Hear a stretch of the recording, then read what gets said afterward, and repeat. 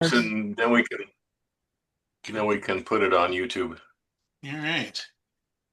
Well, welcome everybody. It's February 18th, 2026. We have Dan Holmes with us. He'll be giving us a deep dive into Lightroom tonight.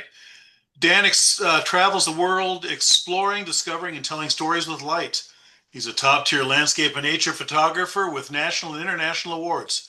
He teaches photography and leads photo workshops in Alaska, Nepal, Namibia, Bolivia, Chile, and California. He has a unique ability to capture light, color, emotion, and tensions in his image. Dan started his company, Dan Holmes Photo, in June of 2003. His freelance work covers several genres: fine art, nature, and landscape, events, sports, commercial, and photography workshops. Commercial clients include Patagonia, California Resources Corp, Letitia, Good. Letitia Vineyard and Winery, Sirius Inc., Instrumental Music, Ventura Chamber of Commerce. He's the past president of the Channel Islands Professional Photographers Association, a fellowship member of Professional Photographers of California, and is PPC California Master Photographer. He's PPC certified image competition judge and has spoken to and judged for a wide variety of photographic groups regionally and internationally. Dan's awards includes PPC 2X Landscape, Nature and Photojournalist Photographer of the Year, Kodak Gallery Award, five-time California Top 10 Photographer, Black and White Spider International, Creative Asia, and others. He's been published in Outdoor Photographer, Pro Photo West, Landscape Magazine, Digital Photographer, Outside Magazine, Runner's World, Cycling News, and is represented by Getty Images and Premier Artists Collection. So here's Dan. Thank you for being with us. All right. All right. Got to update it a little bit. Well, pardon the dog in the background. Okay, folks.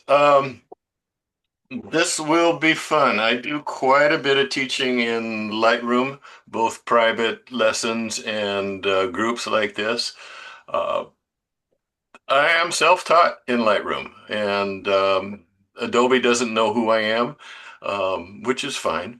So the way I like to work is, and I mentioned this to Armando already, this is not death by PowerPoint.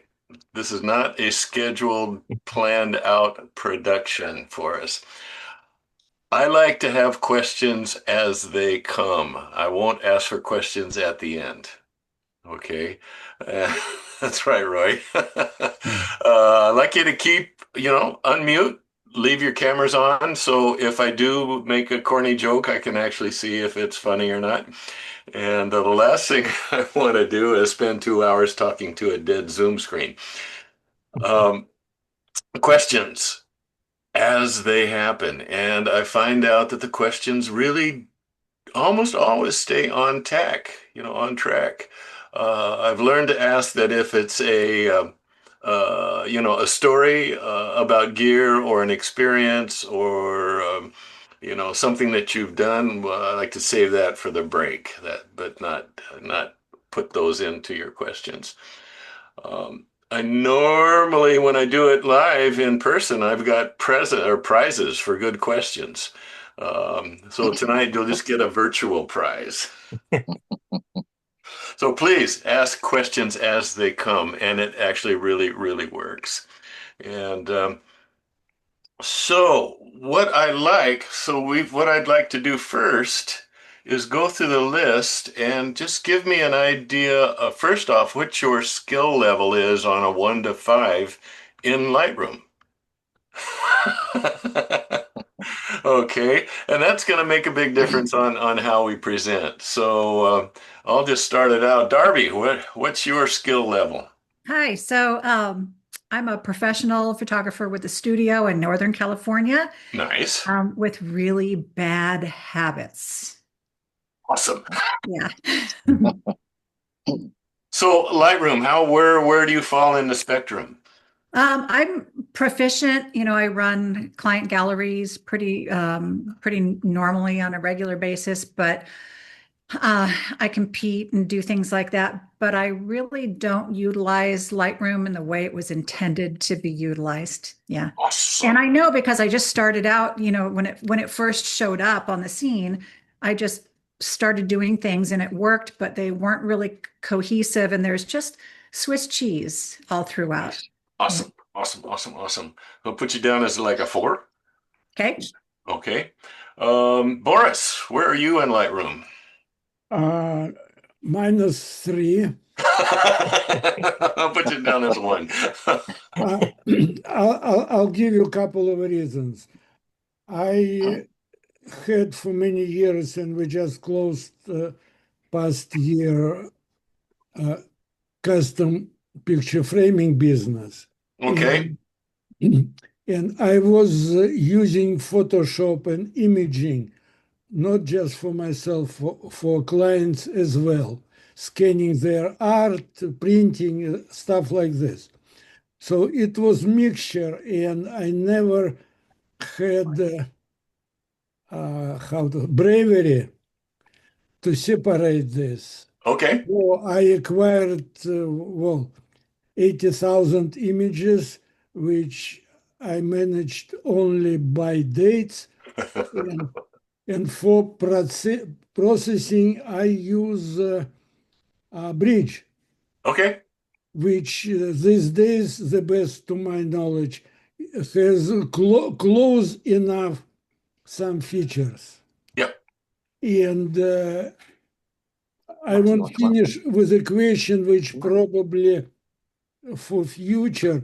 Why did you start with the develop module, not with the library? Okay, okay, that's a good point, and I'm not adverse to switching the system around a little bit.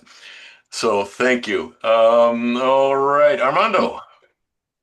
Um, I'd say more kind of maybe a two or three. Okay, Uh, I use Lightroom. I've used it since it came out. And when I was in school, I used it all the time. But now I think it's the first time I've cracked open my laptop, other than dumping a bunch of pictures recently in a while. okay, So I haven't done much with the latest version, and I saw they added a lot of different things. And I thought this would be a perfect place to maybe pick up some skills that I've been lacking. perfect, perfect. How are you on the organizing part, on the cataloging? I do it the same way that Norman does. I, Okay. I by date and yeah. Okay, okay, good, good, good. Kevin. Um, I'm pretty good at it. I would say four-ish, four plus, something like that. You and I Okay, have talked over the years. I used Aperture from Apple prior to Lightroom. Lightroom version one sucked as far as I was concerned I'm compared on to video Aperture. call and you're It in was the so much background. better. But I made the I transition turned when off my Apple video. dumped It's a glass Aperture, window. and it was, You just I walked do a by. lot with it. I have a lot of different Thanks. databases for every client, Oh so my I God. kind of segment jobs based by client first. My okay, own stuff personally, I have a couple of different databases. I just started a new one where I'm running all of my black and white film that I'm shooting and scanning it in. That's a separate database from my more personal, all my other more personal stuff that I shoot. okay, And I've got kind of a combination, which I'm not sure I'm happy with, but I kind of like the perfect. segmentation. Uh-huh. Okay. And Lightroom's amazing with what it can do. And I Oh do my a God. lot of the to me, Lightroom at least initially started out as a image data management system. That's the wrong asset management. That's what it Hmm. really excelled at. That's what Aperture excelled at. Hmm. Global corrections, asset management, Yep. and it's obviously progressed into a lot more than that now. Yeah. Um, Okay. Awesome. Awesome. so Awesome. Awesome. Okay, Roy. Um, okay, I think I'm kind of in the middle on that scale. I'm pretty comfortable with the basic sliders. Still feeling my way around the point color and uh, some other things. Experimenting. I do jump back and forth between Lightroom and Photoshop.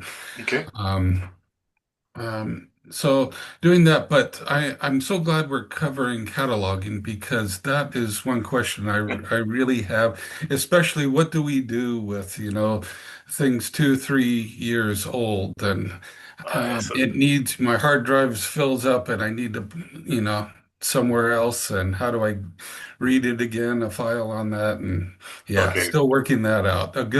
I should say a good system looking for. perfect, perfect, perfect. That's exactly what I want to hear. Norman, you're muted, Can you Norman. hear me? Can you hear me Yes, now? yes, we can. I'd say I'm a serious 2 to 3. Okay, I'm reasonably proficient with the catalog. I use keywords as my main basis for locating photos. okay, Uh, and I'd like to learn a lot more. cool. Okay, Marcy. Probably between a 1 and a 2. All right. Yeah, sounds good. Yeah. I used it a lot for my when I used to work. Um, all my sports, stuff that I'd bring in and just to, because I shot in very low light, so I would do the sliders and stuff and things like that in there. But other than that, yeah, I suck. Okay, okay, okay. So, we've got a choice right now. Normally, when I do a private lesson, the person, the student comes in and wants to go directly into the color crayons and make the pictures pretty. And I say, no, no, we're going to go into the catalog so you can find them. And no, no, no, no, I want to do the color. I want to develop. I said, no, we're going to the catalog. Um, and every time they come back, later and say, oh God, thank you so much. So we had in our original thought going first to the color crayons tonight because it's fun, but I wouldn't mind jumping right into cataloging. Do I have a consensus? So are I'm you good with messing that. up Yeah. my marketing plan? That's Do I have to fine. redo all the marketing? Nope, nope, not at all, not at all. If somebody else signs up, we will make sure that they get covered. Okay, so let me switch. Let me start sharing my screen. And here, Dan, yes. we just had Suzanne Leroy just signed up for your Oh, deep dive series. So I oh, don't know just oh, now. okay. So I don't know if you want her in right now. Oh, Someone absolutely. someone should send her the link. Can you handle that, Andrew? Oh, I was on mute. You couldn't hear me. I am looking for the link now. She was texting me. She didn't realize we started tonight. Oh, great. Awesome. Let me get Yeah, the link she's for absolutely welcome. So, and she can do it. All right. her. We will get started and we'll catch Suzanne up in a minute. All right. So everybody can see my Lightroom catalog? Yes. Yep. All right, let me do this and get myself so I can see all of you guys. All right. So where do we start? Um, okay, so I'm gonna start from the beginning and jump in with questions as they come, like I said. So, and Kevin, I think mentioned too, this is really a data asset tool. The strength in Lightroom is managing your images, your inventory. It's an inventory management tool. And it is called a catalog. Um, and there's a few things that I'll say like this, and you're going to say, okay, yeah, sure. What's a catalog? Well, a catalog is really, and this I can continue to say this for a few more years, it's like the J.C. Penney book that you get in the mail or used to come in the mail. Okay, it has everything that J.C. Penney sells. It's got the dishwashers, the clothes, the refrigerators. It's got the color of the refrigerator, the size of the refrigerator, the shape. All of the technical stuff about the refrigerator exists in the catalog. Okay, so it has all the information, and that's really metadata, and we'll talk about that too. But the refrigerator doesn't exist in the catalog. The refrigerator itself is in the warehouse. So Lightroom is just the catalog. Your images reside in the warehouse, which is your hard drive. Many, many times people say, well, I've imported my images into Lightroom and it doesn't work. Well, no, your images don't go into Lightroom. Your images stay in the warehouse. The catalog has all of the information. So what kind of information goes in the catalog? Well, it's the really cool stuff that comes in from the camera, the EXIF data. And one of these years, I actually ought to understand what that stands for, EXIF. I don't know what it stands for. I just know what it does. That is the little notebook that we were always supposed to carry when we were shooting film and writing down f-stop and shutter speed and where we took it and all of that good information. Did anybody ever do that? Oh yeah. Yeah, I never did. I always felt guilty about it, but no. So now that exists in the from the camera, and guess what? It's right here in Lightroom. So EXIF, this is really cool. The date, your exposure data, the focal length, exposure bias, ISO, flash, aperture, your serial number from your camera, the actual camera, and your lens. And that all comes in automatically in when you import your images. Cool stuff. Very cool. Do I use it all the time? No, but every once in a while, especially in a class, I'll go, okay, what was the f-stop? I can come right here and say, okay, f28 at 1/400th.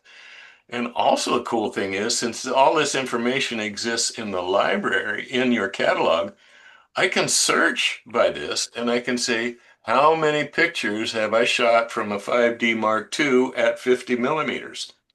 Boom, up it comes. Lightroom is really, really good at searching. How many pictures have I shot with my iPhone? Boom.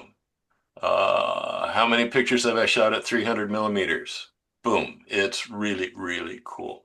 So that's the EXIF data, and that comes in from the camera. All right. Then the next type of metadata, so I'm jumping into metadata right now. The next type of metadata that's also really usable and important is IPTC. And again, I don't know what it stands for. I just use it. This is the information you get to add about the images. So I've got my, can you all see that pretty well? Yes. Okay. So I've got my file name, and take a look at that file name. And does anybody notice anything different about the camera file name? You added upfront something. Yes, Mo. Okay, that is a custom file name that's created automatically when I import, and we'll talk about that. Okay, that's a really cool feature. Okay, then I can add in, and all of this stuff comes in, almost all of this comes in on import automatically. So I am the creator, I am the owner. I don't put my address in because that just means cameras exist at this address. Okay. Ventura, California, phone number, my email, and my website. All of this information now gets stored in the actual photo file, which is really cool. Then I'm the description writer. I'm not really sure what that means. It's just there, so I fill it out. You got then a category, other categories, intellectual genre. So these three things kind of overlap. I just use them.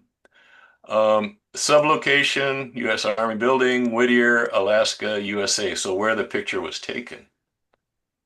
And then I come down to credit line and source. I actually don't know what that means, but it sounds like my name belongs there, so I put it there. Then, very cool, copyrighted. And here I will copy this. This is a rights term usage that I use, and I'll put that in the chat for you. So you're welcome to use that, everyone. There, it's in the chat.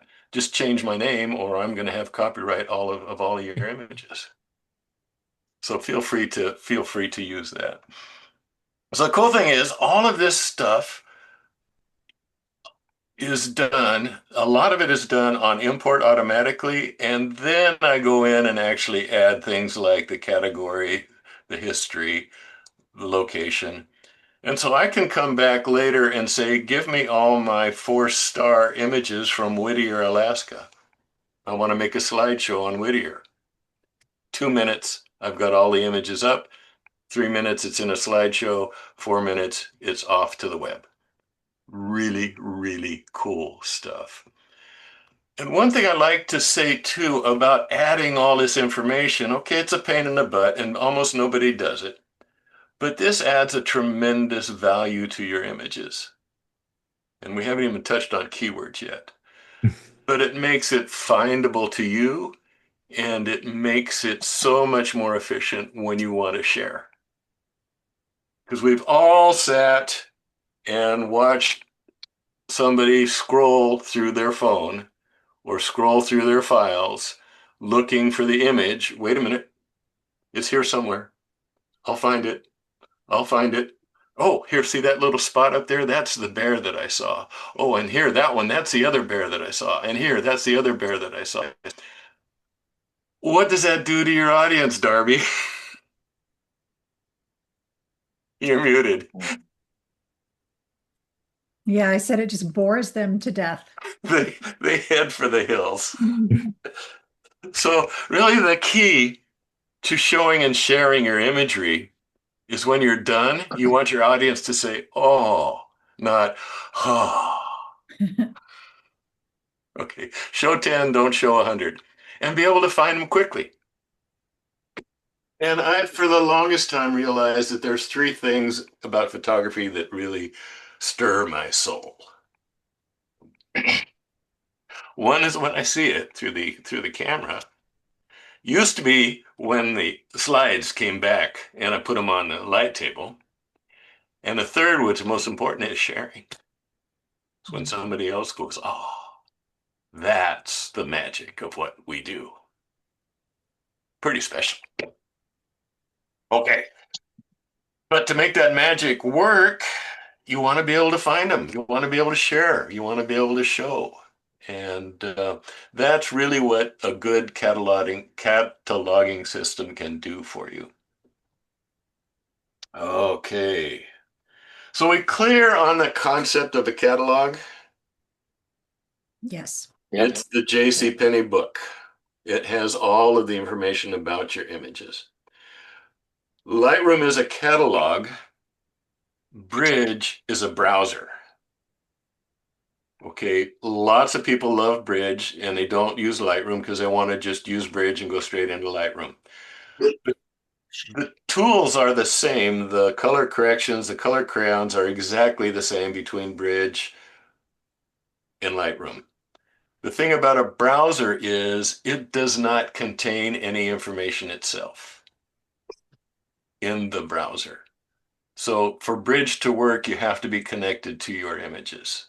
Then it actually reads the images out of your files, either on your Mac or your PC. They both work, but to me, the catalog offers so much more. And I've got a few people that we continue to argue about it that love Bridge, and I'm saying, well, go ahead. Um, you can take the catalog and with a couple of tricks, put the catalog on your laptop and go off and do a presentation without your hard drive with your images because this shows all of the information. That's pretty cool. You cannot do that with Bridge. All right. Dan, may I interrupt? Yes. So 2 things. Number 1, I don't see in the chat whatever you shared with us, this text. Okay. Maybe just me. Did I share to everybody? Oh, okay, we'll do it again. Computers do exactly what you tell them to do. Oh, maybe it helps if I actually click the send button. Uh-huh. There it Got it. is. Yeah. Like I said, it does exactly what you tell them to do. And immediately, next question related to catalog. Okay, I accumulated quite a number of photographs. Yes. How to go back and just try to do minimal import. This is really good, Bo. And I talked with Marcy about this a little bit today. We all have many, many, many images, and we carry this great guilt load because we've got them and they aren't organized, and I'm, worried about going and deleting and finding, and I need to fix my catalog. No, don't worry about it. The idea is now is all of your images are safe, they're stored, they're backed up. The concept now of this class will be to give you the pieces to put together a system that works for you, build it, adjust it, trial it, use some of the things we learned tonight and tomorrow night, then import a few new pictures into it. Adjust it, work it. Are you comfortable with it? And then once you're comfortable with your operating system and your management system, then over time, when you need, go back to your old stuff and start pulling it into your system. It's safe. Don't worry about it. I've still got stuff from 2003 that I haven't brought into my system, but I know it's safe. But I can go in and say, okay, I want to go see those pictures from Bishop. Well, when I open them up, I go, oh my God, what was I thinking back then? Let's bring it into the new system. But they're there, they're safe. So that's the idea of, that's one of the big take homes tonight is put together a system that works for you, play with it, adjust it, and then when you're comfortable, then start bringing in your old images. Same thing about deleting. Don't worry about deleting. Deleting is highly overrated. Do you want to spend your time on deleting or do you want to spend your time on your good images? All right. So where are we? Okay. So we've covered a browser versus a catalog. Okay. And then just a little bit more, and we'll dig into these a little bit more. Keywords. Keywords are awesome. Uh, So I can quickly, I've got a keyword here called abandoned. I can go into my whole inventory of multi-thousand images, search on abandoned, and come up with every image that has that keyword abandoned. Same thing with Whittier, Windows, World War II. Um, I'm kind of a keyword geek. Uh, if I was to start over again, my keywords would be a lot more organized than they are. I've got lots of them that I'll never use again. But that doesn't matter because they're just there and they're available. There's some really good tools about keywording. Okay. So there's three types of metadata that we've talked about. There's the camera metadata, there's the IPTC metadata, and then there's the keywords. Okay. Then on top of that, there's mental metadata. That's the image, that's the information about about the photos that exist in our heads. A lot of people manage their inventory with mental metadata. I know it's here somewhere.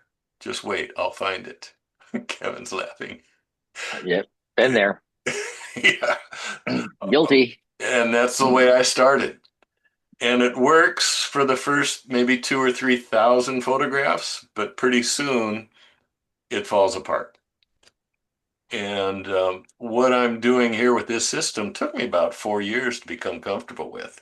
So I'm going to save you guys 4 years worth of stress and and misery. All right.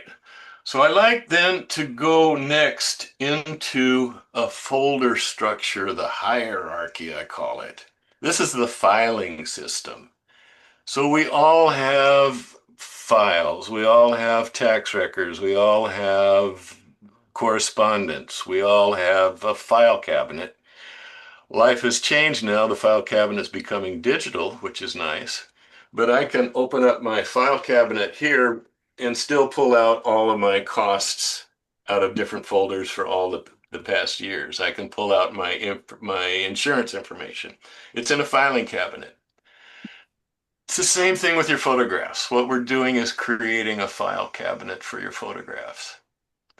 And there's multiple ways to do that. Let me do this. And this is actually kind of fun. Okay. So, first off, I put everything in my pictures folder and hope for the best. Okay. Mhm.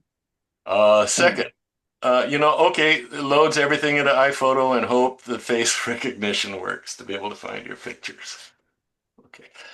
It's not very effective. This is the scroll and scream.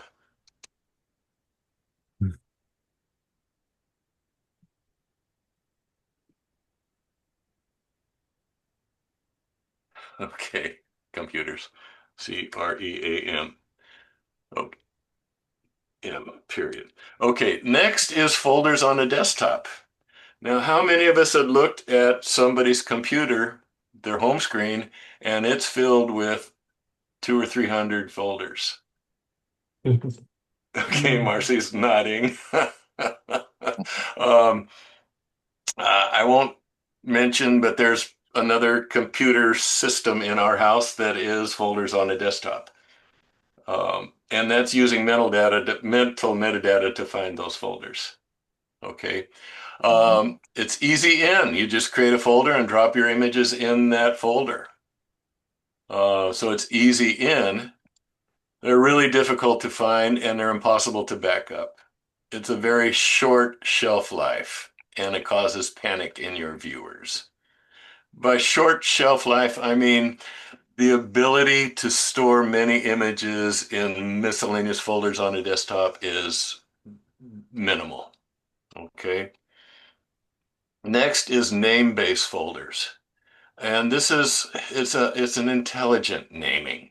And for years I thought, okay, intelligent sounds right. I should have intelligent names because I'm an intelligent guy. Actually, it also falls apart pretty quickly. And I did that for quite a while because I went, okay, I'm going to have folders for Eastern Sierra Bishop, Eastern Sierra folder Death Valley. Well, pretty soon I've gone to Death Valley 15 times and I wonder which folder is it in? So that also starts to fall apart pretty quickly. And Roy's nodding. Um, this is why I like to see your faces. Okay. Then folders by dates. And some people can live with just a date in the folder. And Peter Crow, who I learned a lot from in his book, The Dam Book, does everything just by dates. Easy in. It doesn't work for me because my brain doesn't work with just numbers. I've got to visualize. So, and some people can. And the other way then to do that is then use the other tools in the catalog to find your images. But you can't really, you can't go back to September 2013 and know what's in that folder. Maybe somebody could, but I sure can't. So that starts to fall apart. And then where I end up with is a combination of subject, location, event, and names also begins to fall apart. This was a hierarchy that I had for a while: landscape, nature, Eastern Sierra, Bishop snowshoe trip, fall colors workshop. Well, pretty soon I've done 5 fall colors workshops. It starts to fall apart again. So yes. So where I ended up now is a combination of date and subject. For me, this is simple, it's expansible, it's easy to back up, combines dates with a memory. So I've got a date when I actually went to Canyonlands, and I look at that and I go, oh, in 2013, I remember that trip to Canyonlands. So for me, that works really well. And so here's the way the folder looks. 2009-01 Echo Lake. Do you notice the date format? Mhm. Year, month, day. I'm going to repeat myself. Year, month, day. Not month, day, year. Could anybody tell me why that works? It keeps everything chronological. Yes, you get a card, you get a gift. It absolutely does. And I wish I had done this in my corporate life because I'd have 10 or 15 Excel files open, sorted by month, year, day, and I'd never know which was the current one. If you have year, month, day, the current one is at the bottom. It's beautiful.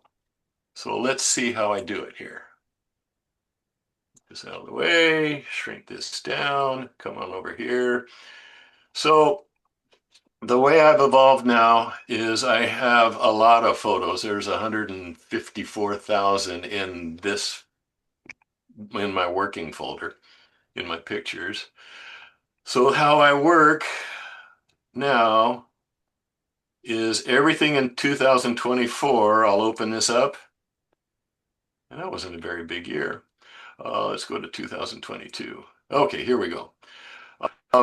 Year, month, day, Ranger, Mojave. There's all of the trips, the photos from that trip. Now we do not, it'll take a while to open up the Utah, 394 pictures from Utah. And so all of the pictures from that trip go in this folder. And here's how they're loaded up. And we'll talk a little bit more about this process.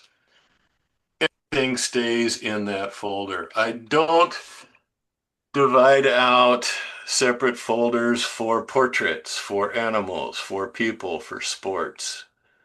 That begins to fall apart really quickly also. Okay, I may have portraits, I may have people, I may have sports that all exist inside this Utah folder, but I will find those with keywords. Okay. Is this ringing a bell? Is this sounding okay so far? Mhm. Yep. Yeah. Okay. All right. And look here, the last trip from Utah was Christmas at El Capitan Beach. All right. And we've got some landscapes and we've got some foodscapes and we've got silly self-portraits. So they're all in there. Okay. For a while, early on, yeah, I thought, okay, I need to have all my portraits in a folder and all my dog pictures in another folder. That really doesn't work. There's some other better tools to do that. Collections is a good way to do that. So let's take a look at Anza Borrega in 2024. And so any questions on the folder structure? Okay. Marcy, is it making sense? I'm a little confused, Okay. but you talked about catalog before, but you never opened the catalog at the top of the thing there. Now you're in Oh, folders. okay. Um, See I where never, it says I never, catalog up there? I never even use that. Oh, okay. Because I saw it not open, and I'm like, well, how did he get in there? Oh, okay. The the catalog is everything we're looking at. Right. It is the Lightroom folder that includes all of the data, all the slideshows, all the metadata. So we're looking at the catalog, and this one is This is my current catalog, 22222 version 3, 13-4. So that is my current working catalog, and you can rename that. Mhm. All right. So the catalog is the entire thing. Okay. Okay. And So, but and yes, Kevin. and what you're looking at is the 10D is you're literally looking at your hard drive right now. Yes. This is all the folders and how they exist on your hard drive. Yes. This is Yes. exactly what we're basically looking at the directory of your hard drive Yes, in that column. exactly. And that leads to another very important thing. And there will be a few things that I talk about that you must do. One is work inside Lightroom. Right. Work inside Lightroom. Darby, where do you work? Oh God, that's where I go so south. Everything Oh, else I'm good so far, but this is what I do wrong is I pull things out for marketing or I pull things out to re-edit and then it's bad. then you get the question marks of death. I do. And then, and I try and find them and then I get frustrated and I go, forget it. I'll just, keep them. I'll just save them twice. So I save them to, Oh, hard drives off of my computer in one way, and then I'll get them so they're not all cohesive at the end. It's a bad system. this is wonderful. It's not a system. This is actually absolutely wonderful. You get a card too. You get a prize too. So, um, the idea is you can control your entire inventory of imagery here from the catalog. Okay, you can create folders, you can rename, you can move, you can delete. Everything that you do inside Lightroom makes that change inside your computer. But if you go into Windows or into your Finder and change a folder name, Lightroom does not know that, and you get the question marks of death. Okay, so that's a real big one. There's very, very few things in Lightroom that you do on in the computer instead of Lightroom. And I think that's where most people have trouble and lose their understanding is, as Darby's saying, you start doing it outside and all of a sudden nothing makes sense anymore. It's really easy to do. Early on, I have to admit that I didn't know what a sidecar file was for all these raw things, and they showed up on the computer as extra files, and I click on them, they didn't open. Well, I didn't need them, so I just dumped them. Well, there went all my metadata. Oops. Oops. And I'd also change a file name on the computer and it would break the link with the sidecar file. Yep. So no, don't do that.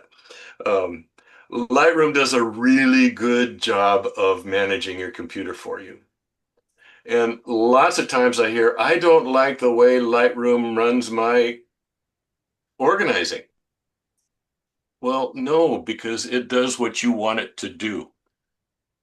Okay, so you design your system and run it from Lightroom, and then you're good to go. Okay. How do you import them? Okay, we will get there. Okay, question. We will get there. And so all of this, that's a really good question. Dan, Yes. Boris has a question. Okay, oh good, thanks, Boris. Okay, I do not keep my files on my hard drive. Oh, This is my workflow and what I do. I copy all of them on my big hard drive. Then I take photos, let's say current trip, bring them on another working external drive, edit over there, and then place them back to big one. yeah. Boris, we can simplify your life a lot, Please, a please. lot. Um, and we'll go into the whole import process and how to work that. Because if there are people that import into the computer and then import back into Lightroom. That's a whole additional step that really just adds confusion. Uh, and you'll see where you can add some presets on import where most of your work is already done before you even look at the picture. And you really can't do that if you take it into your computer and then bring it back into Lightroom. Yeah. Okay. Okay, so where are we? But can I ask a question about that? Yes, Roy. That process. So typically I take my SD card from my camera and I let my computer, I actually use Windows and I make a directory um, under year, kind of like what you said, year and subject. And then I just import all my files into that directory. And then I go into Lightroom and I add them to Lightroom. Yep, we can save you that whole step. But my question is, how can I specify a directory Oh, you get that to it goes create in? it when you import. Okay, I'm missing the step. There's a magic plus mark Okay. that, and importing in Lightroom is, there's lots of Lightroom that's fairly intuitive. Importing is not. So we'll take some of that mystery out. So when you create your directory, when on import, you just create the file and the folder, and your whole structure when you import. And it works great. So I have a quick question. Yes, Darby. So I save to 2 hard drives that are off of my computer. Mhm. So when I'm bringing my images in from my SD card or camera or whatever, if they go to there and I make any kind of changes in Lightroom, do both of those files match on my off computer hard drives? Yes. Yep. Really? Yep. Okay. Because I'm missing something. yeah, Yeah. what you're doing is you're using Lightroom to import those pictures and place them on your hard drive. Right. And Lightroom does that with some pretty good tools.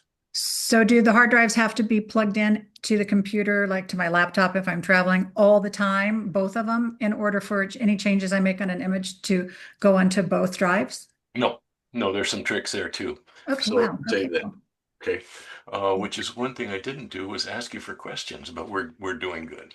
So okay. So everything you see in this hierarchy, this structure, I do on import. I create this on import. And and the cool thing is Lightroom will import by day. So it creates each one of these folders by day. So this trip was 1, 2, 3, 4, 5, 6 days, which is nice for keywording because this one I'm in a bird desert, this one I was in Hanksville, and this one I was somewhere else. So it makes keywording simpler. So don't worry about that yet. We'll get to that in a bit. So this is my total structure here. So 394 pictures from Utah, 24 masters, and a master is the finished image out of Photoshop with all the layers intact. I no longer flatten my master. I leave all the layers intact, which Yeah. another one of those aha moments a few years ago. So I really only have one master. I don't have multiple versions of a master. Version 1, version 2, version 3, which one? It drove me crazy. So if I go back to this image, all of my layers are there. And if I want to create a black and white version, I create it from that master.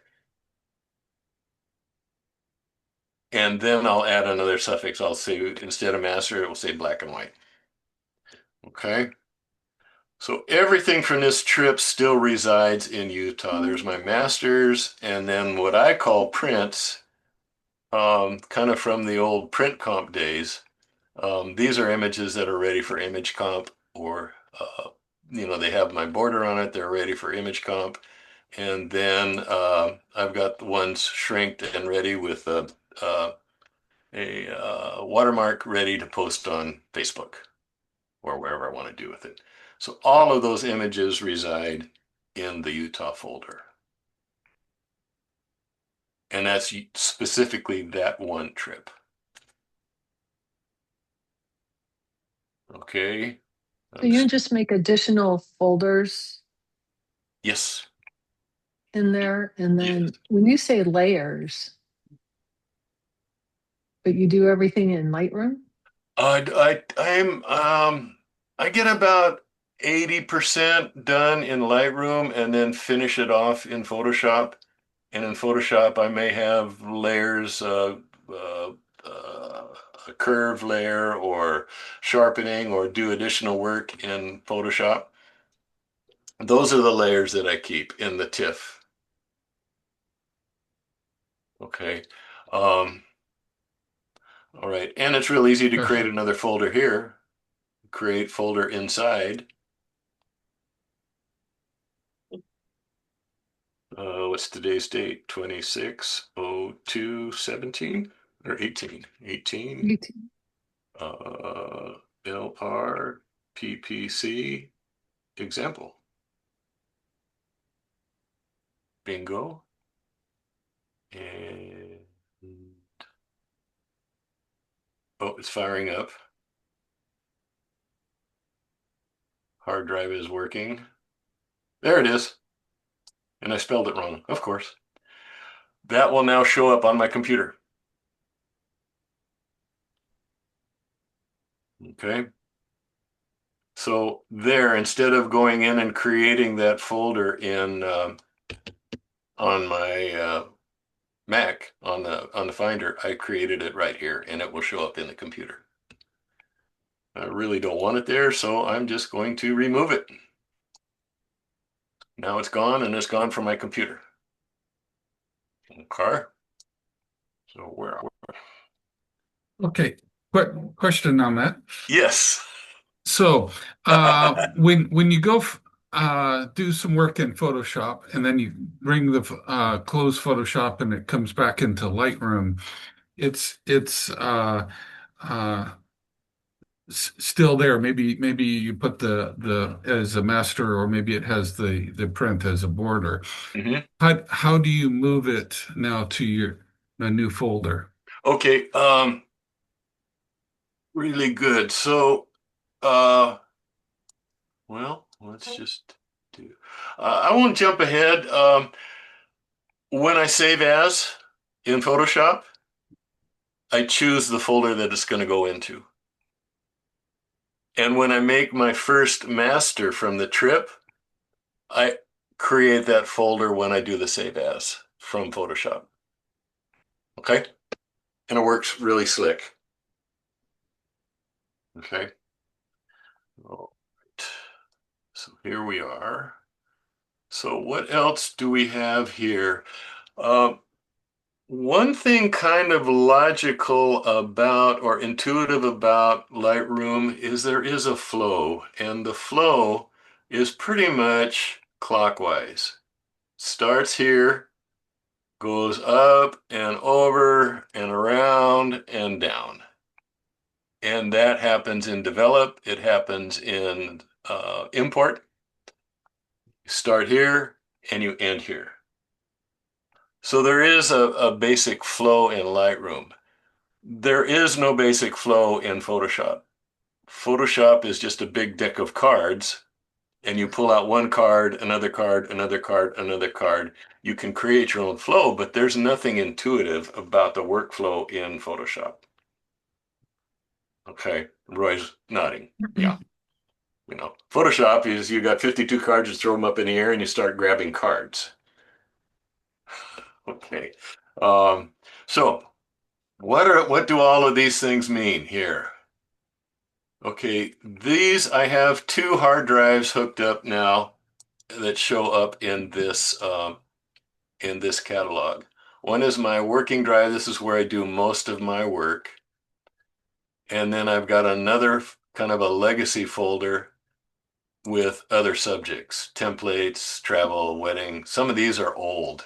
Um, it's old system, and so I may go into this, and the dates are kind of right, but this is kind of what I talked about before. This is the way I used to work. It's there, it's safe, I can find it. There's everything that's there.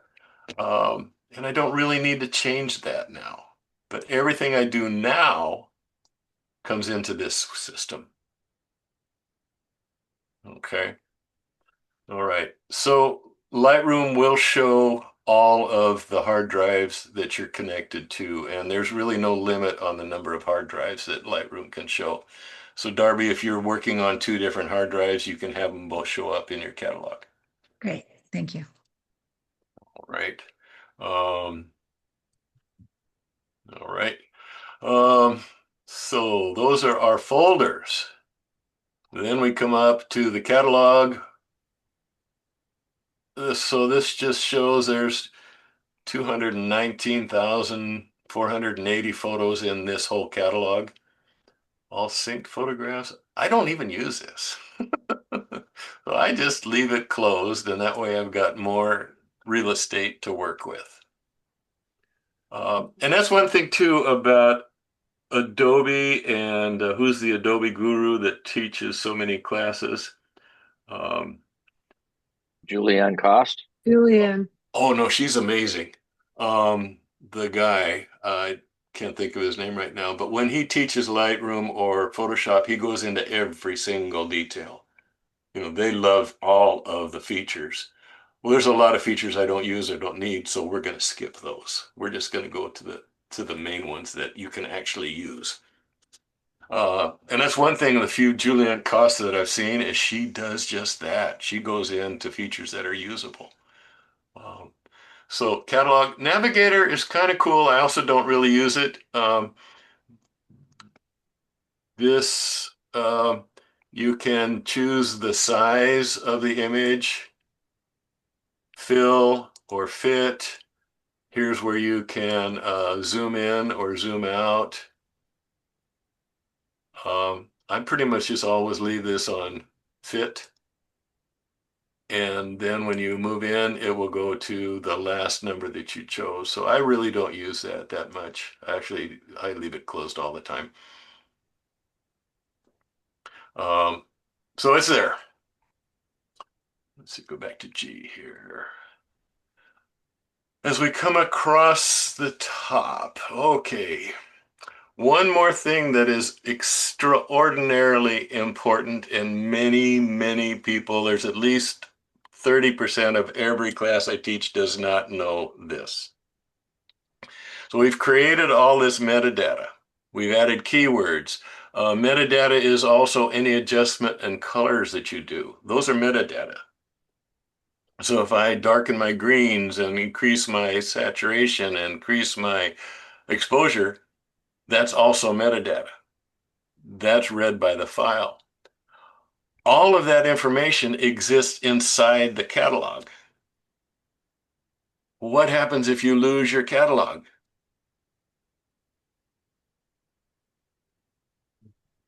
You lose your metadata. You lose your metadata. All of the work that you've done can just Yeah. gone. We have a quite famous, well-known wedding photographer who called up once and said, my catalog crashed, corrupted. What do I do? Well, I think we were able to to solve it. So we need to transfer all of that information from Lightroom into the files. And I used to do this. So here we go to catalog settings. Everybody see this? Mhm. And if you've got your Lightroom up, you can do this right now. Go to metadata. Oh, I got the pizza wheel of death here.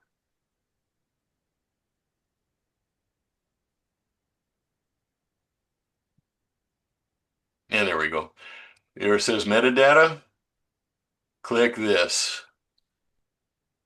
Automatically write changes into sidecar files. Mel's gonna laugh because I always say save your metadata to file. So it used to be this took a fair amount of resources and could slow you down because every time you moved a slider, it is saving to the file. So I didn't do that, and I would just select and save. If you hit Command S or Control S, it saves metadata to file. Okay, how many know this? I'm seeing quite a few open eyes here. Roy, yeah, do you have it clicked? Okay. If you don't have it clicked, this is pretty important. It doesn't go backwards. So I would,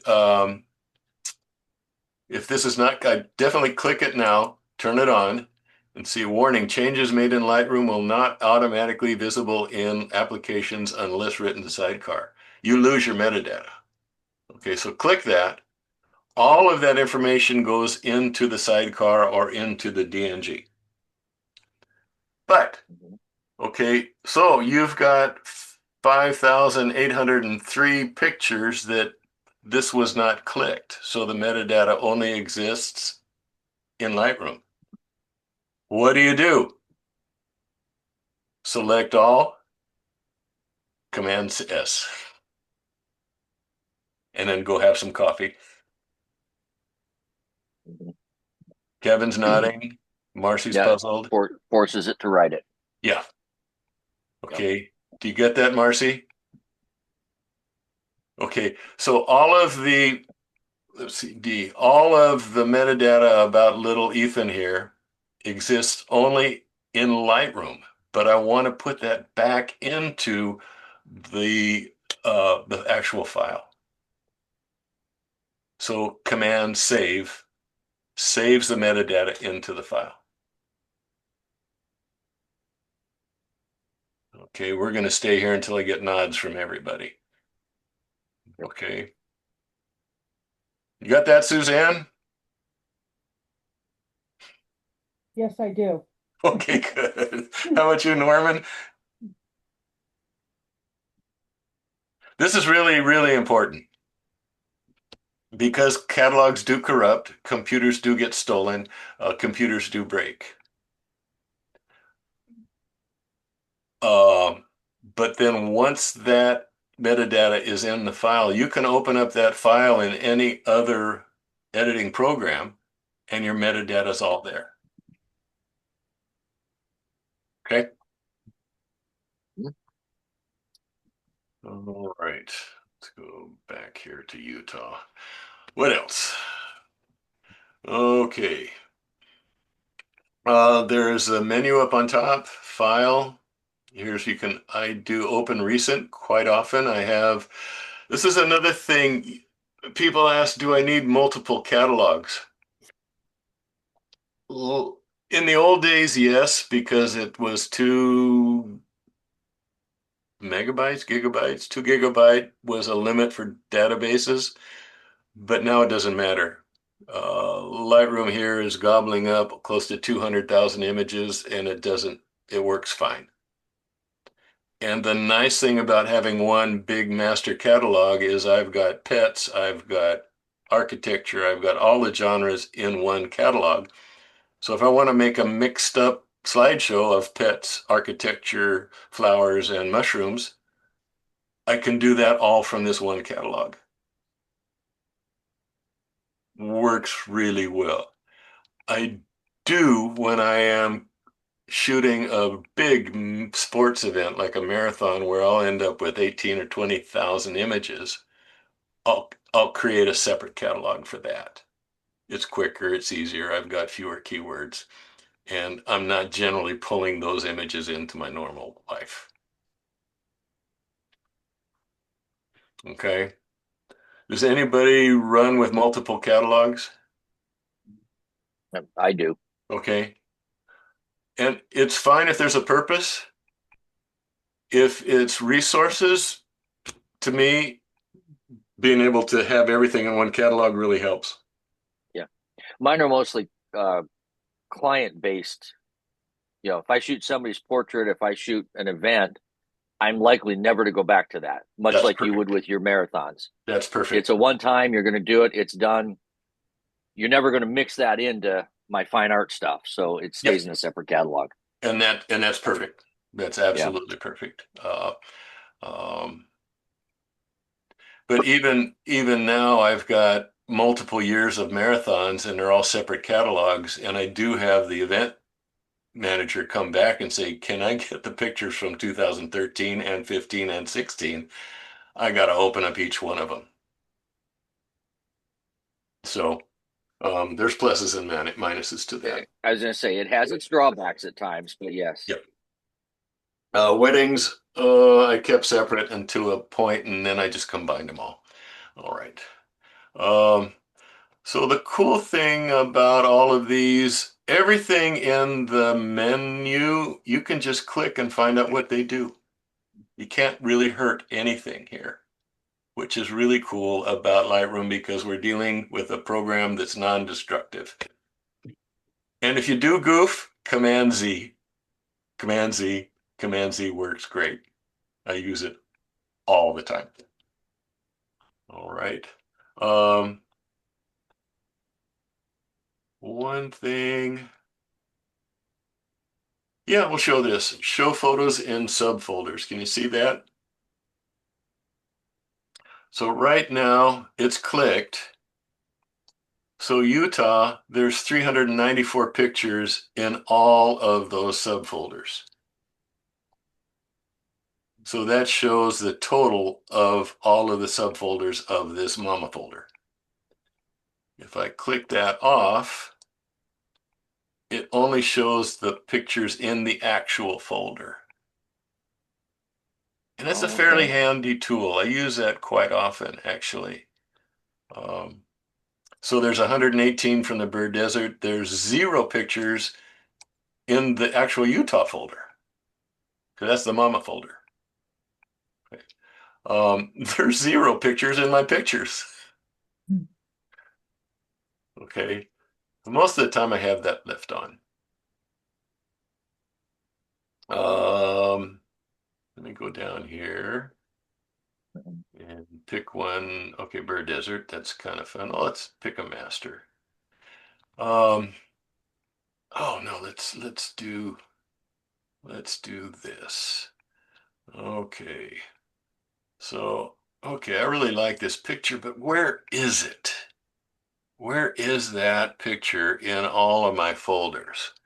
Well, I can right click and go to folder in the library.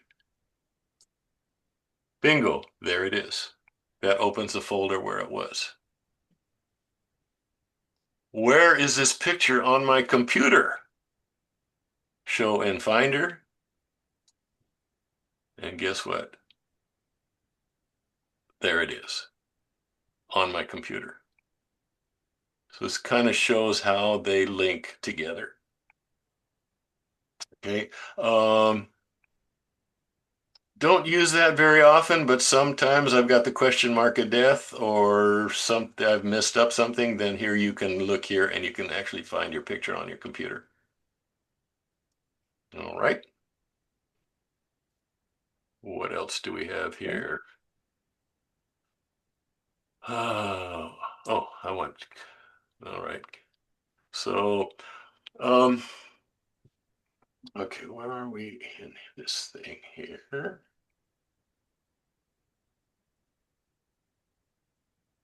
All right, so we have talked again about where do we do our work? Inside Lightroom. Okay. There are certain things I will repeat myself. What do you do with your metadata? Save it. Save it to file. To file. Okay. That's really important. All right. So another thing that I've done, and thanks to Peter Crow, actually, the damn book, is the file name. And you'll see my file name says DH Holmes, because there is another Dan Holmes. At least he was in Houston. The date and the shutter number. So it's an unintelligent name other than having my name in it. It doesn't tell me anything at all about the photograph. We started out when we're shooting slides, it was really easy to scan a slide and say, okay, this slide now is called Two Trees in the Fall. Well, then I got another 2 trees in the fall and another 2 trees in the fall. And pretty soon, which 2 trees in the fall do I want? That's a title. That is not a file name. You can have multiple images with the same title. That doesn't cause you any problem.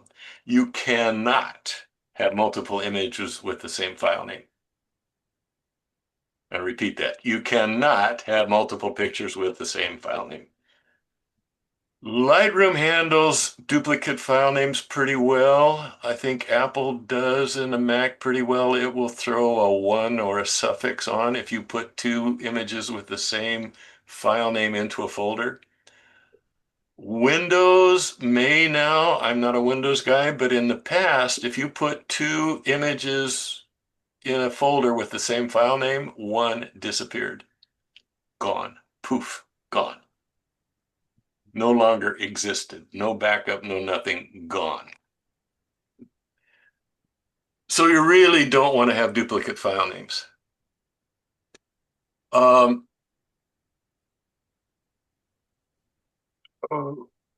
Okay. Most people use the camera shutter name, the file name that comes out of the camera. Okay, that's really, really common. What is the weakness there? Everybody shooting a Canon 5D Mark IV has the same exact file name. And I guarantee it, if you go to a workshop with 3 or 4 people and you happen to put up a slideshow, there will be multiple images with the same exact file name. It's pretty much worthless. And the cameras recycle their numbers, their file name after 10,000 images. So it's pretty easy to shoot 10,000 images in a year. So pretty soon you've got multiple images with the same file name. Not good. Okay. So on import, I have a preset that automatically renames all my images. This is really cool. I'll show Now, that. Yes. your 4-digit number, which would be the file number, is that coming off the camera, or are you just randomly creating that based on a sequence number? Oh, so Like your once I started this, I said, okay, I've got to have a sequence number. So I start at 1 and go to 2000 for each shoot. Well, I would have to import and I go, okay, I've got 5 cards. Which is the first card? I'd have to look through and find which card was number 1. And also, inevitably, I would end up with multiple pictures with the same suffix number, the same sequence number. And I would send those out to clients and they would come back with the same suffix number, get them mixed up. And I realized I don't need a sequence. I just use the camera shutter number. So that is the shutter number from camera. So this is 5,356 clicks. And that will go up to 9,099 and then start over again at 0. Okay, so it's the image number the camera assigns to it. Yep. You're keeping that part of the file name. Yes. Yeah, Okay. and that works fantastic. That actually works really good. It's going to be a hell of a day when I shoot 10,000 pictures with the same camera in the same day. Well, there is a way how to manage this. Yeah. We'll show how to rename when we import, and that's really quite good. So now I've got a unique file name that's to me, and this is unique to that image.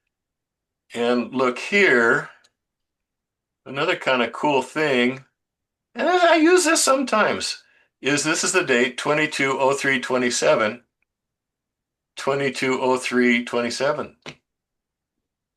It matches my folder names. Now, are you picking up that date from the metadata when you Yes. import the file? Yep. Okay. Yeah, because So there's no way I'm typing that in. There's no way that I'm typing that in. Yeah. So that's the beauty of importing your images with Lightroom is you can do this. Okay. All right. You can also rename up here in the library. I'll show you how that works. Has anybody ever used Refine Photos? I'm gonna have to Google that to find out what that does. I don't know what that does. So rename photo. Let me move this out of the way. And then here's all of the different file names I have. I've got Carmen for Mountains to Beach, me to Mountains to Beach, Joe. These are specific shooters that I've used. So when I create and import theirs, I put their name as a file name. And here's my point and shoot. Here's my standard camera. Here's my iPhone. And a bunch of these others can go away. I don't need Just in Ship anymore. Let's get rid of that. Edit.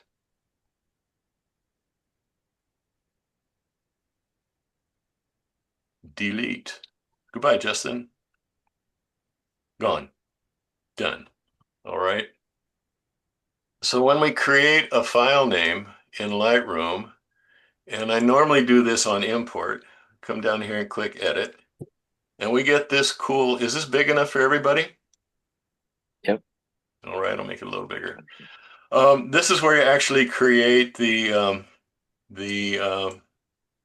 your file name. So we're going to start out with text. I'm going to say DH Holmes. I'm going to put underscore test and then underscore. And then I'm going to come down and pick my date. And I like year, month, day. Some people like the full year, month, day. That to me, that's too many numbers. My brain's not that big. I'm used to now year, month, day. And insert, underscore. And now, okay, where is the camera shutter number? Okay, it's got to be here somewhere. Original file name, no. Camera number, suffix, folder name, file name. This is your camera shutter number. Why don't they just File say number suffix. camera shutter number would make it much easier. Okay, you just have to Okay. remember it. Trust me. And then insert. And here's what the file name looks like. Okay. And then preset, save as new preset. And I'm going to say Z, push PPC test, rename. And done. And there it is. And then you click the image you want to rename. I don't really want to rename. Let's see what something can just go away. Not this one. All right, I'm going to rename library, rename photo, Lightroom example raw file. I want PPC test rename. Okay, and there we go. DH Holmes test, it just renamed that image with the date that it was taken and the shutter number.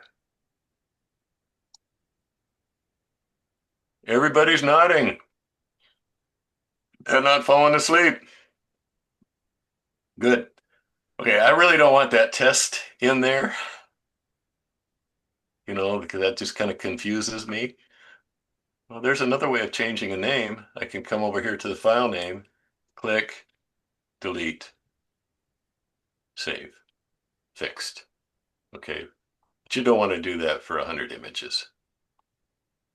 All right. So far, what have we covered? We've hit what a catalog is, how it's different than a browser. We've shown we've gone through the metadata. How many different types of metadata? 3 keywords, EXIF, and IPTC or whatever it is. Yes. And there's a fourth. Mental or Fourth? mental. Mental metadata. Right. Good, Kevin. I don't count that one. I can't handle that one. We still do. I mean, we still use it. So, mental That's right. metadata on this picture is okay, blue sky. I remember that picture. I remember climbing that wall. So that's all information that belongs with the picture. But some of it fits in my head, some of it fits in the catalog. All right. And then we walked through the hierarchy, how to use a filing structure. Okay. And then we went to save metadata to file. And then we showed how to rename a file and why. Okay. It's really cool when I come back later and somebody shows me what they've done and I see their file names that they've created. It's really cool. And you'll like it. You'll actually really, really like it. And it's safer. Um, so, all right. What's the difference between a file name and a title? Titles can be used multiple times. File names should be unique. Yep, exactly. Okay, a little bit more on file name. Okay, so let's see, let's get a master. And okay, this is a good example. Yeah, 5475, black and white 2, 5475, black and white 2, 8. Haha. Okay, here. And this is what day? The 29th. So the 29th, Bird Desert. And there we are. So here's the DNG. And there's the file name, 223295475. Here's my master. So what I did is when I created this master in Photoshop and imported it back, I added the suffix by hand, master. But the 5475 remains. Okay. Then I made a couple of versions of black and white. Still 5475 master black and white 2. That means in my shorthand I added a Orton glow. I don't remember what the edges was. This is the problem with mental metadata. I don't remember what I did with edges there. I might have, and then a master black and white. But the file name remains the same. And then you can add suffixes for different versions. Okay. Cool. How are we doing on time? 8:20. And Dan, and each one of those is a full TIFF file. They're not versions of your original in Right. any way. In this They're case, they actual are. TIFF files. Yeah, Okay. in this case, they are. Many times I will end up with just a, let's see if I got a print of that one. I'll end up with the DNG.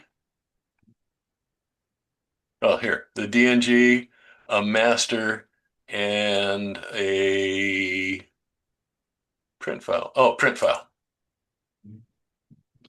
And in this case, I took it to black and white. So here I had many more versions than normal, but you can do that. There's nothing wrong with that. Dan, any Yes. reason you use TIFF files versus Photoshop files? Oh, good question. Good question. The TIFF is a little bit smaller. You can compress a TIFF. I no longer worry about compressing a TIFF. But the thing about a TIFF is every other program will read a TIFF. Only Photoshop or Lightroom reads PSDs. And there may be some magic, Photoshop magic in the PSD that doesn't exist in TIFF. I don't know what it is, so I don't worry about it. But if I took these images and put it in Photo Mechanic or on one, I don't think on one would read a PSD. It might, but I know it will read a TIFF. That's just been my work. They both work, and Lightroom handles them equally the same. But just for years, I've been in the habit of saving them as TIFFs. Similar question. Yeah. Is there any advantage to when you import them as DNG versus the camera raw fig? Good question. Very similar to the TIFF PSD thing. Um, Early on in the whole evolution of this thing, um, there was a pretty strong movement towards DNGs. And the thing is, a raw file is unique to each camera model. So the 5D4 raw file is different than a 5D3, is different than the 10, is different than each camera has a different raw file. And the fear was at the time that 20 years from now, the software might not read the raw file from a Canon 10D. Okay. And also the raw file, there is no ability to change or add information to a raw file. 90% of the systems will not add information. The raw file is only what's created in a camera. So for your metadata, it's all stored in the sidecar file or the XMP. So you end up with two files, two separate files for each image, and their only connection is what? Can anybody tell me? The file name. Connection, the file name. The file name. So if you're like I did a few years ago, no, as a friend, it couldn't have been me, and changed the name of the raw file and didn't change the name of the sidecar, it broke the link. The DNG is a bigger envelope and it holds all of the information. So it can hold a copy of the raw file if you so choose, and all of the metadata is held inside the DNG. So you have just one file. And also the idea is it's open source. So 35 years from now, when I'm 45, the the software will read them. And so I'm in the habit mostly of importing as DNGs, and every once in a while I forget and click and import them as raw, and Lightroom handles them wonderfully. Now, Yep. do you keep your raws along with your DNGs, or do you go to DNG and then dump the raws? I just convert to DNG. There is the Okay. ability to save the raw file inside the DNG. When I import, it converts to DNG. Okay. And I might lose something. There might be some kind of magic in the Canon RAW that Adobe doesn't read, that maybe the Canon software does read. I don't need it. Adobe's doing so good now. I don't need. Does anybody else open their camera manufacturer software? If you got three different brands of cameras, that means three different brands of software. So I just do DNGs primarily. Okay. By the way, side note, these days sidecar could be saved inside of a raw file, at least for Nikon. Yes. Yeah, it can. And I forget actually where it is because I don't do it. Um, that just really increases the size of your DNG if you include the raw side inside it. But it's there. Um, there might be a competition somewhere, sometime photojournalistic that they want to see the raw file. I have never come across that, and I'm sure they'll probably accept the DNG, or I just don't enter that contest. All right, where are we? Okay, doing pretty well. Okay, let's do a little searching. This is the kind of fun stuff. Okay, so let's go up here and choose working folders. There's 120,000 images. I want to find every image. Oh, this is a good example. This is one of my favorite images forever that was back in 2009. And I have my master, which I had flattened, so I do not have my layers. And somehow I have lost the DNG. It's gone. Oops. I think I've got a couple of old backups here that I can go in and maybe find it. But if I want to go in and rework this, I'm stuck. I think, yeah, here it is. And there are no layers. Oops. That's a bummer. But I think I can go find that. So let's get this, and let's say all of the files that, what would you like me to pull up? Give me a challenge.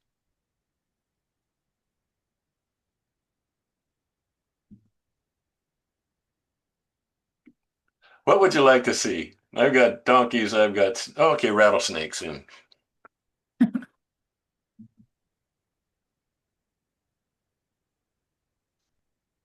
Oh, guess what? Computers do exactly what you tell them to do.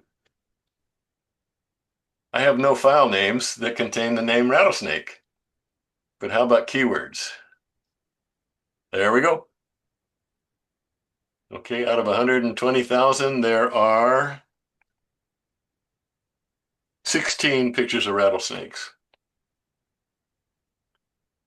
How about donkeys?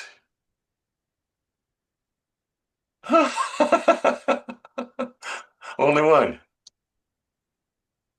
That's not here. Okay, how about mules? There we go. Oh, and mule deer. Okay. And mule's ear, the flower. Mule deer. Okay, I don't know why that has mule. Mule cart. Okay. Um, give me all my 4 stars with mules. There we go. Do I have any 5 stars with mules? No, I don't. How about 3 stars? There's more 3 stars. So what did I just do? Okay, this is a really cool feature. Okay, so now we've gone through, we've imported, and we'll go through that process, if not tonight, next time. We've renamed the files, we've added metadata. I've got keywords included. But now we'll go through and how do we start separating out these images? Well, there's a couple of different ways in Lightroom. There's flagging, what's called pick. So if you hit P, it flags it. You see a white flag, or U, which will take the flag off, or X, which flags it for deletion. Okay, and that's really handy. So when I'm going through and wanting to flag to delete, I can just go through here and hit X, and I come down here to my little handy custom filter and say, give me all my rejects. There they are. Select all, delete. That easy. Okay, but I don't want to delete any of those. So I'm going to hit Command X, Command Z, and get rid of. So that's one way. I don't normally use the flags, the pick, but a lot of people will go through and pick their favorite images and, flag them. So these were my favorite images from this shoot. I tend not to use those. I've got a specific use in the marathons that I'll use them for, but otherwise I don't. I will use a star system, star ranking. And I'll put my system in the chat also. Ranking. And thank you, Peter Crow. what we tend to do when we're starting out is we say, oh man, I love these pictures. I love this picture. I'm going to give it a 5 star. Oh, this one I really like too. I'm going to give it a 5 star. And this one I like a lot. You give it a 5 star. Where do we end up with? A whole bunch of 5 stars. Thank you, Roy. And really not a separation. Okay. So really what you want is a pyramid with lots at the low and very few at the top. And so my system, and I stick to it pretty well, is X is for delete, then the number one, and this is you hit the number one key. Number one is a keeper. Number two is I may or may not work it. Three, I'll definitely work it, and I may show that to a client, or that's good enough for a slideshow. Four is a portfolio.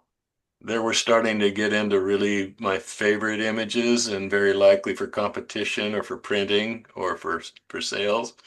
And five is lifetime. So, that works. Lifetime images, that's something that's the best.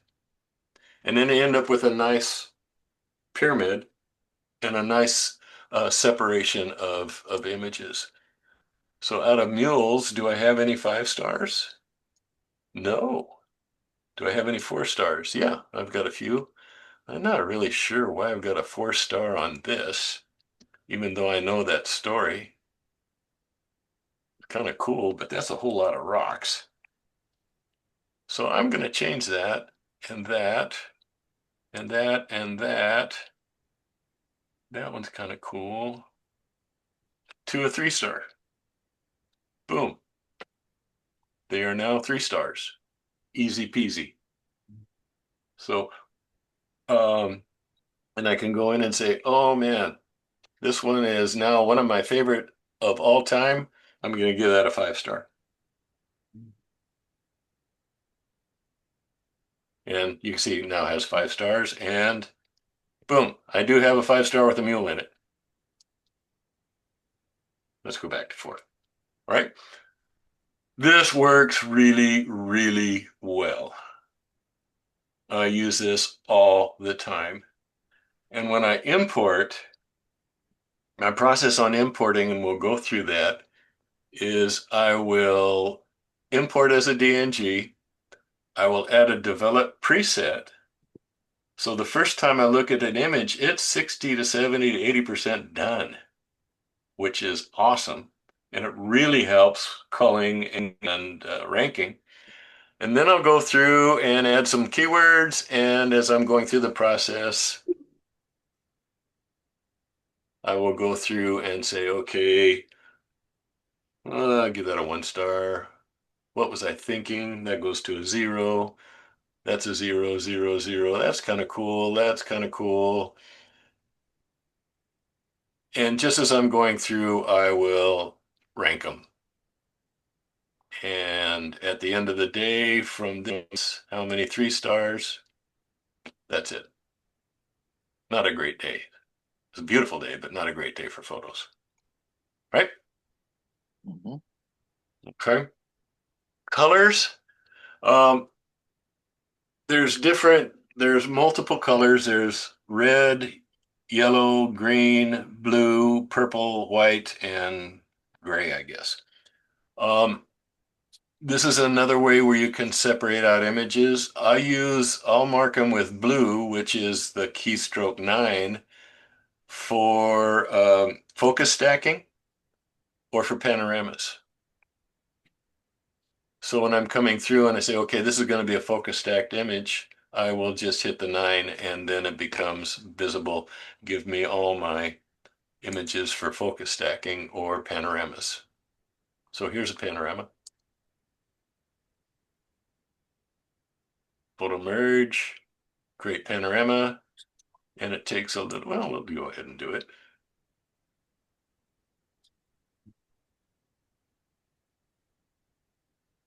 So many things we can do with this program.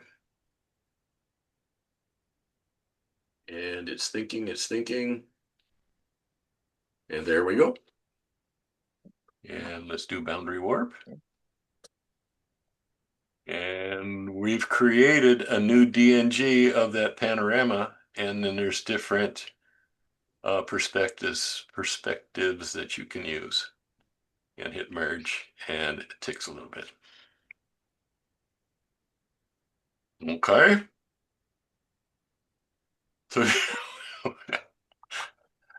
how's the saturation, the mental saturation going? Getting full. I've actually got a handout that I will email to you all, a PSD that walks through all of these things we've talked about. I'll send that to you guys as soon as we finish. And it is 8:45. All right, so what next? Dan, Yes, talk a little bit about culling. culling. Okay, really good. All right, let's go to the bird desert. All right. I don't know why I have that thing. Okay, so let's just say I have imported all these images. They come with a preset. They're all ready. I can go through now, and the way I cull, primarily what I call Bo is the junk. You know, when I photograph my foot, a real blur or multiple exposures that I'm not going to need. Um, some folks go through and cull, and only keep their favorites.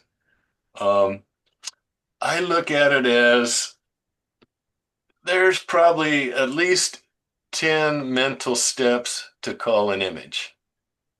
First, you have to shoot it, then you have to import it, then you look at it, then you look at the next one, and then you come back and look at it again, and then you compare it to the other ones, and then you look at it again. And pretty soon you've spent a lot of time on deciding whether to delete that image or not. Yeah, memory's cheap. And that ugly picture might just happen to be the picture of the two towers with Kennedy Jr. standing in front of it. It's an ugly picture, but 20 years from now, it might be worth $1 million. Well, it's fine. It just stays in my drive unranked with some keywords to it. So I don't worry about culling a lot.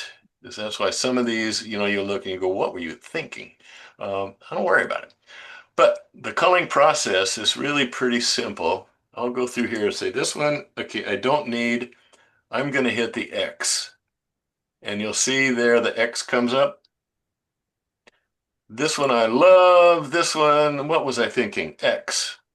This one's a duplicate X. This one's cool. This one, X. Okay, this one, what was I thinking? Okay, X and X. And now there is kind of a screwy thing with Lightroom is back here. Is this attribute thing? Let's see, where was I? No. Oh.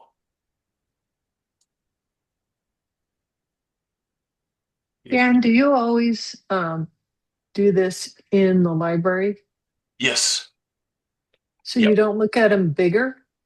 Oh, you can. You absolutely can. You absolutely can. So when I'm going through, where were we here? Yeah, and actually that's one of the big reasons to call on the computer rather than the back of your camera.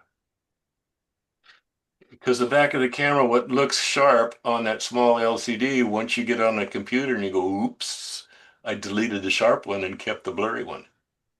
So yeah, I will come through here like this, Marcy, and say, okay, yeah, I don't need it. Yes. Oh, I like it. I'm going to give that a 4. Ooh, I'm going to have to work on that one. I'll give that a 2. Actually, I don't like it. I'm going to delete it. set as rejected. So yes, Marcy, that's absolutely a good point. Now we'll hit G again. And I come down here to this filter thingy. We see these flags. And I've been using Lightroom for many years now, and I still haven't figured out the absolute sequence to get just the rejected photos. No filter.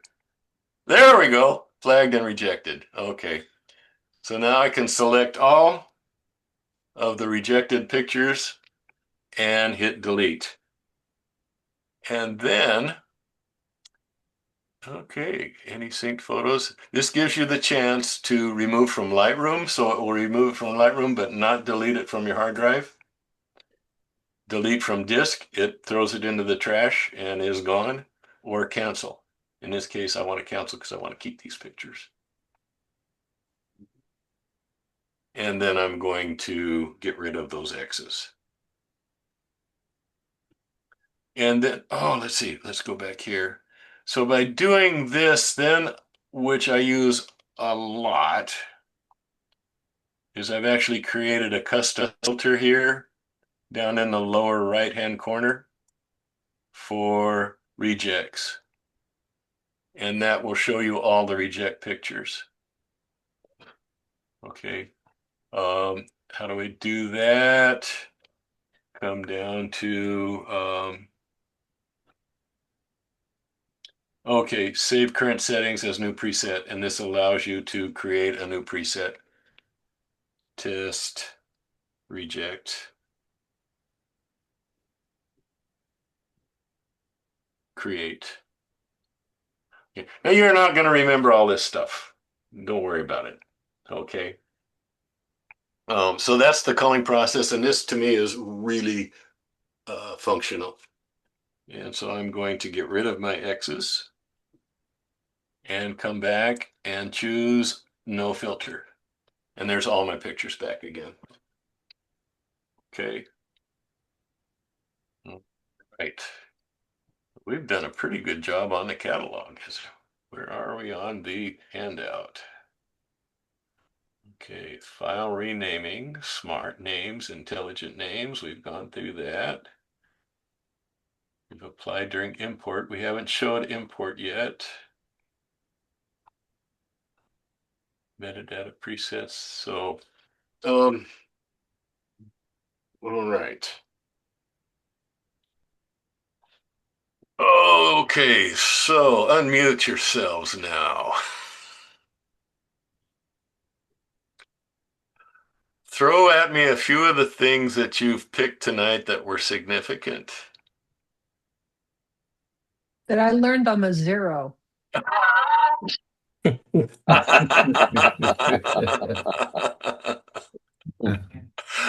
Okay. It's all very, very doable. So, Marcy, to that point, I would simplify everything we did tonight to primarily the folder structure. Think about the folder structure that will work for you and come with an example next time. So can you just take them all off and start over? Just create a brand new one. Don't worry about your old ones. Yeah, don't worry about your old ones. Leave them where they are. Leave them as they are. Create a new one. Play with it. Become comfortable with it. And then take an old one and bring it into the new one. One of the worst things you could do is come up with a brand new system. You love it, you love it, you love it. Move everything into it and find out, oh, I really don't like it. Ask me how I know. Experience. Yeah. So, yeah, homework for next time, come up with a folder structure that makes sense to you. Okay. And it needs to work. It just needs to work. It doesn't have to be exactly what I did, even though that's the absolute best way. But have something that works for you. Come up with a file name that you would like. You don't even have to create it on Lightroom, but come up with an example of what you'd like, and next time we can actually make that happen. So my camera, I set up to have my initials at the front of the image number. Okay, you're dang close. So, Um, the so only the only thing is every 10,000 you're going to be repeating right, the file name. right. So if you throw in the date, that's solved. So when are you going to go over importing into That'll be in our where? next session. Okay, Yeah. okay, Yep. Yep. And a lot of what we did tonight ties into the import. Yeah, okay. we're our heads are pretty full right now. Trying to do import on top of everything. Okay, so cool. Roy, what's something you picked up tonight to take home? Okay, definitely the file naming. Mhm. Uh, good, yes, yeah, because I got my name Roy in the camera, so I'm there. But because I use it the Adobe Color Space, it puts a hyphen in the front, which I never really like. Oh, yeah. So yeah, this will be much better. Yeah, it's a I like that. very usable naming system, and it really, really works. Yeah. Cool. Cool. Yep. So that's number one. I also like the tip of the DNG. I did not know that. Cool. Oh, everything is combined into one file. So I like that a lot. It's really nice because even now, if I go back in the Finder and I open a folder and they're raw files, there's instead of 150, there's 300 files in that folder. Hmm. Okay. I have a question. Yes. When you said save the metadata to file, is that the XMP file that'll be created? Yes. Okay. Yes. So if you're working with a raw file, when you import it, it imports just a raw. As soon as you click a button or move a dial or do anything at all in Lightroom, it creates the XMP at that time. And Lightroom does a really, really good job of handling XMPs. You don't even see them. So if you change the file name, it changes the XMP. So I like DNGs partially because I've been doing it, but I also still like the concept of an open source file and everything in one folder. But DNG raw files are fine too. Right. Darby. File naming and importing back, saving as back from Photoshop as the master file. Oh, good, good, good, good. Yeah, I'm glad I stumbled on that one image where I blew it, and I don't know where the DNG or the raw file is, and that's a bummer because I might want to make another version of that. And what did I do? That was back in the days when I was flattening all the files, Yeah, the layers. yeah, So that's pretty cool. I'm stuck with that.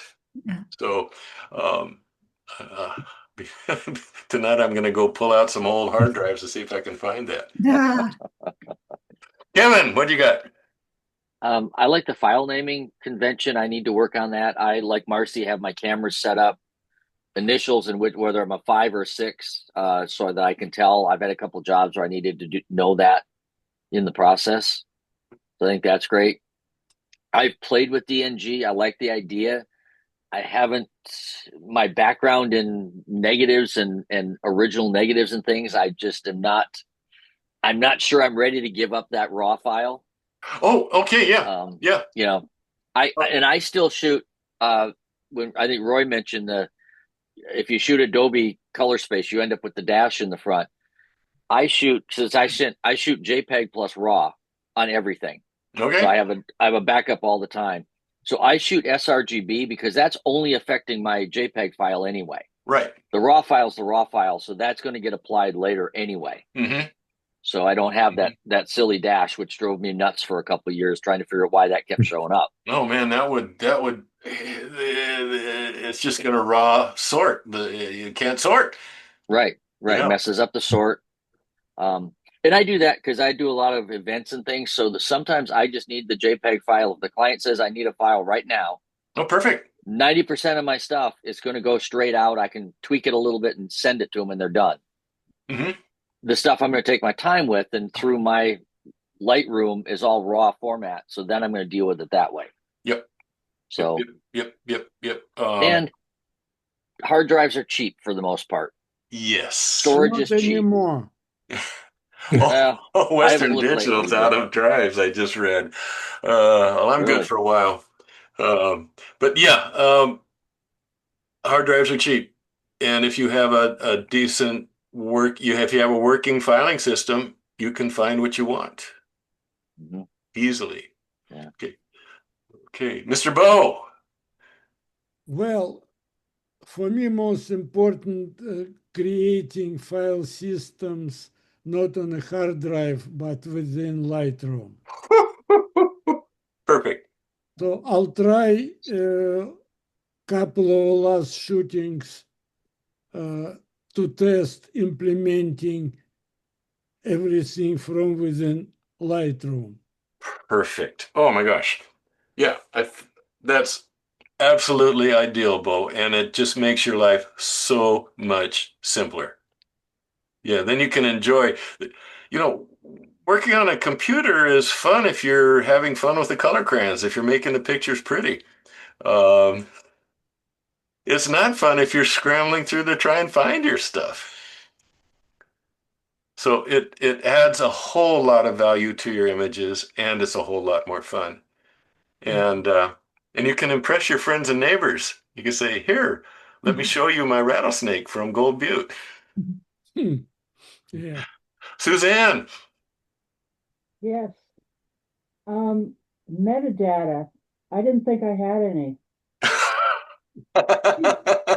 Okay.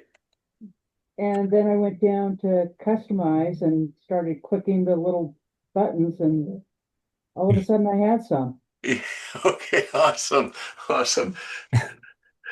You know, it is really interesting because I work several image competitions, and it's really funny to see how few people put in any metadata at all.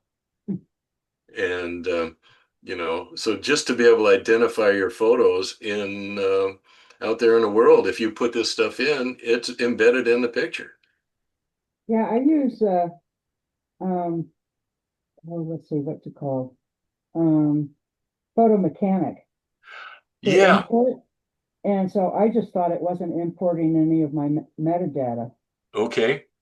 But Um, and if we get to it, Suzanne, too, there's a trick now with Lightroom that makes Lightroom as fast or faster than Photo Mechanic. Ha ha ha. okay. Yeah. I have a question for you. Yes, Norman. I believe I have been importing everything with an XMP file. However, if I go now and use your method of selecting all my files and creating an XMP file, will that override the old ones? Really good one, Norman. It just adds into the existing. Okay. So if Yeah, anything so was there's missing, only one XMP per file. so if anything was missing, it would just complement it by adding new stuff to it. Right.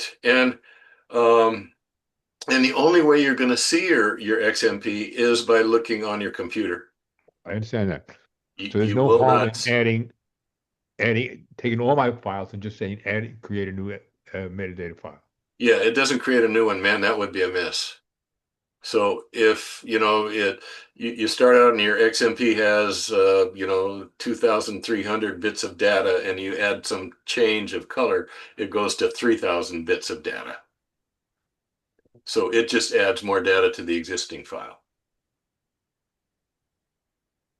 All right, Armando. The naming convention on the folders, I had never thought about that. And I really like that. Just picking a key place that you were in and staying with that for the whole thing, even though you may have gone through different cities and stuff. But at least you have a little bit of organization in getting there. And then also the filing convention that you talked about. Awesome. Yeah, the folder names to me are really valuable because I remember that trip to Mendocino National Forest. Had lousy pictures, but I had a really good trip with my sister and brother-in-law. Um, And Alaska, here we go. Here's the whole trip to Alaska. And here, I actually added more information. On the 6th, we were in Valdez. On the 7th, we were in Tangle Lakes. So Mm. it's pretty cool. It's a nice feature. Mm. And I remember that now. I can look, oh, Clune Lake. Yeah, that's where we ended up with the Northern Lights. So to me, that works really, really well. Mm. All Yeah. right. So Andrew, I think I'm in the boat with everybody on the naming system. It's a whole different way of looking at things. this is so awesome. The two big take homes tonight would be a folder structure and naming, file naming, and then some keywording and ranking. So everybody clear on the pyramid on the ranking. Is anybody using star rankings or number rankings now? Okay. Oh yeah. Okay. Um, I probably don't need all 5 numbers now because I really don't use 1 or 2. I pretty much start at 3, but that's just the way I've evolved. So, so cool. All right. So we get everybody. I think so. Um, Brain saturated but tired. Yes. Very. Uh, Good. I will send everybody the handout, and that goes. I didn't send it out before because we jumped our schedule. We went from develop back into cataloging, Mm. and uh, uh, and so next time we'll go into importing and exporting. And there's a lot of cool stuff in importing and exporting too, and that's where presets really become handy. And we might touch a little bit on collections, the good and the bad of collections. And so where are we? We are at 9:06. Okay. I always do this. I said no questions at the end, but I say, are there any questions?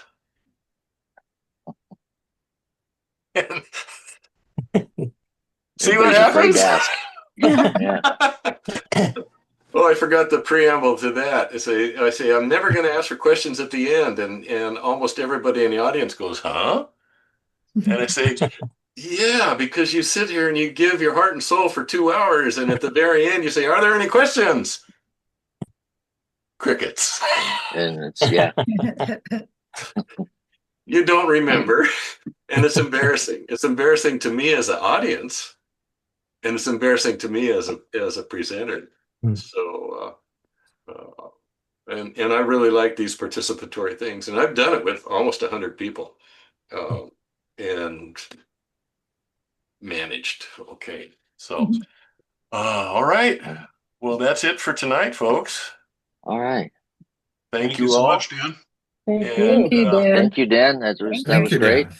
I Really will. good. You'll Thank you, have my Dan. email when I send you the thing, and so if you have questions, hammer me back. I'll send you my phone number too, so you can text or give me a call. I've got Okay. your Awesome. number. Okay. All right, Yeah. sounds good. We'll see everybody Right. next Wednesday night, I guess, right? Okay. All right, Yep. folks. Thank Awesome. you. Good. Bye. Thanks. Thank Bye, guys. you. Bye. Marcy, you're home now. Oops, she's gone. Okay, later.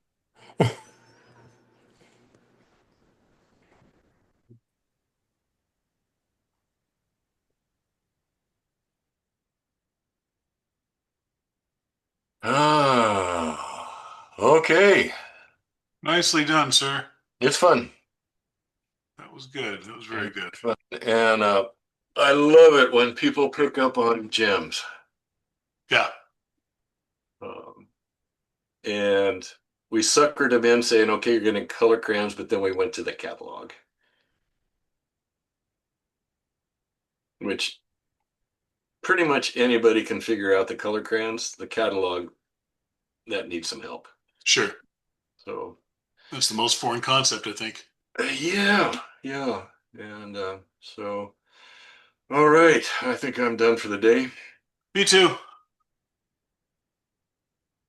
I'm watching with the Olympics on in the background. I'm sorry, I don't mean to complain, but I'm still going to complain.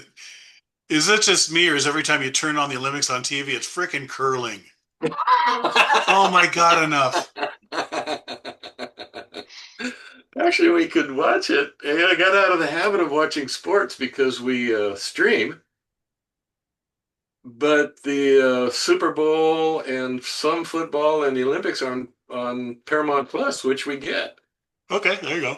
But I just kind of forget to turn it on. I'm not a huge sports fan. After my dad passed, we didn't talk about stock car racing anymore. I don't really watch that. I keep a half an eye on the Dodgers just because I don't care about football anymore.